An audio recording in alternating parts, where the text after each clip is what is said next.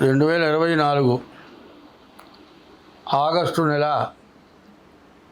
1 నుండి 31 వరకు కుంభరాశి ఫలితాలు. ఈ కుంభరాశిలో శని ఉన్నాడు. ఈ కుంభరాశికి శని స్వక్షేత్రం.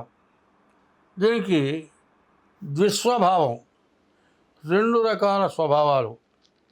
ఒక రకం స్వభావం ఏంటంటే కుంభరాశికి అధిపతి శని.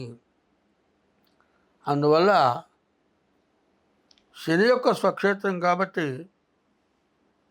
ఈ కుంభరాశి వాళ్ళని పూర్తిగా పాడు చేయడు అని ఒక రకంగా చెప్పాలి. అయితే పూర్తిగా పాడు చేయడురా అంటే కొన్ని రకాల సమస్యలు ఉన్నాయండి. మరి ఇట్లాగే అష్టమ శనిలో, అదే జన్మ శనిలో నాకు ఒకసారి జరిగింది. మోకాల దగ్గర నుంచి పిర్ర లోపల మధ్యలో ఎముక శాంతం విరిగిపోయింది. లోపల రాడ్ వేశారు. సంవత్సరం 3 నెలలు మంచంలో ఉన్నా. మంచంలో నుంచి కింద కాలు పెట్టడానికి వీల్లేదు. అయితే ప్రాణకంటకుడు కాదు, ప్రాణం తీయుడు, బతికించాడు. చచ్చిన దానికంటే ఎక్కువ బాధ. చచ్చిపోతే బాగుండి అనిపిస్తుంది. 1 ఏళ్ళు 2 ఏళ్ళు అన్నీ మంచంలో నుంచి కిందికి దిగటానికి వీల్లేదు. ఆ మంచంలోనే తింటాం, ఆ మంచంలోనే కూర్చోవటం, ఆ మంచంలోనే పడుకోవటం, కాలు కింద పెట్టే పని లేదు. వాసన రోజు పినాయిలు పెట్టి కడగటం. ఆ బాధ చూస్తే చచ్చిపోతే బాగుండేది రా, ఎందుకు బతికానరా అని బాధపడ్డా. సంవత్సరం 3 నెలల వరకు కాలు కింద పెట్టి నడవడా. కాలు కింద పెట్టావో నడిచావో ఇక నీ కాలు పనికిరాదు. ఎందుకంటే ఎముక మధ్యకి ఎరగటమే కాక పొడైన కొద్దిగా ఎముకలు, వాటిని మొత్తాన్ని సెట్ చేశారు. అవి మొత్తం సెట్ అవ్వాలంటే సంవత్సరం 3 నెలలు పట్టింది. అయితే చంపినా బాధ లేదు, కానీ ఈ చంపిన దానికంటే ఎక్కువ బాధ. ఇప్పుడు తలుచుకున్నా కూడా కళ్ళమ్మని నీళ్ళు వస్తాయి. అటువంటి బాధ పెట్టాడు శని. కాబట్టి శనిని పూజించండి ఈ రాశివాడు. ప్రతిరోజు శని దర్శనం చేసుకోండి. శనికి శనివారం నల్ల నువ్వుల నూనెతో అభిషేకం చేయించుకోండి. నువ్వుల నూనె కరెక్ట్గా గాను దగ్గర నల్ల నువ్వులతో నూనె పట్టించుకొని నూనెతో పూజ చేయండి. నల్ల వస్త్రాలు దానం ఇవ్వండి. వర్షాకాలం నల్లటి గొడుగు దానం ఇవ్వండి. నల్లటి చెప్పులు దానం ఇవ్వండి. శనిని పూజించండి. మరి నోరు లేనటువంటి జీవరాశులకి ఆహారం పెట్టండి.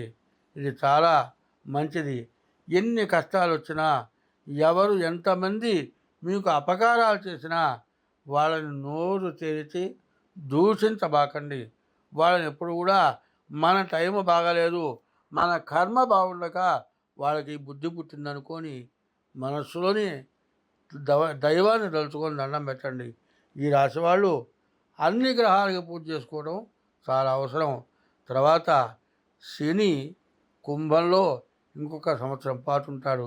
ఇది చివరికి వచ్చేప్పటికల్లా ద్వితీయానికి వస్తాడు. ద్వితీయం ధన వాగ్విత్తం.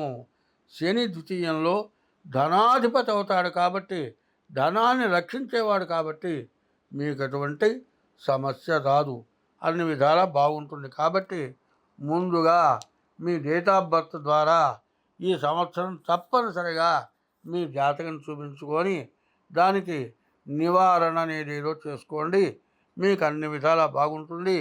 దాదాపు ఇప్పటికి చెప్పాలంటే 4 సంవత్సరాలు చాలా 4 సంవత్సరాలు దాదాపు బాగా కష్టపడ్డారు. ఇంకొక సంవత్సరం బాగా కష్టపడే సమయం. ఈ సమయాన్ని తప్పించుకుంటే మీకు ఎదురు లేరు. ఎందుకంటే కొండ చివరి దాకా ఎక్కారు, చివరి అంచు కాస్తే ఉంది. ఆ కాస్త ఎక్కగలిగితే ఇబ్బంది లేదు. కాలు జారితే కింద ఉంటాం. కాలు జారకుండా శిఖరం చివరికి వెళ్ళగలిగేటువంటి స్టేజీ రావాలంటే దైవమే మీకు రక్షణ. దైవాన్ని రక్షిస్తాడు. ఈశ్వరార్చన చేయండి, సూర్య నమస్కారాలు చేయండి.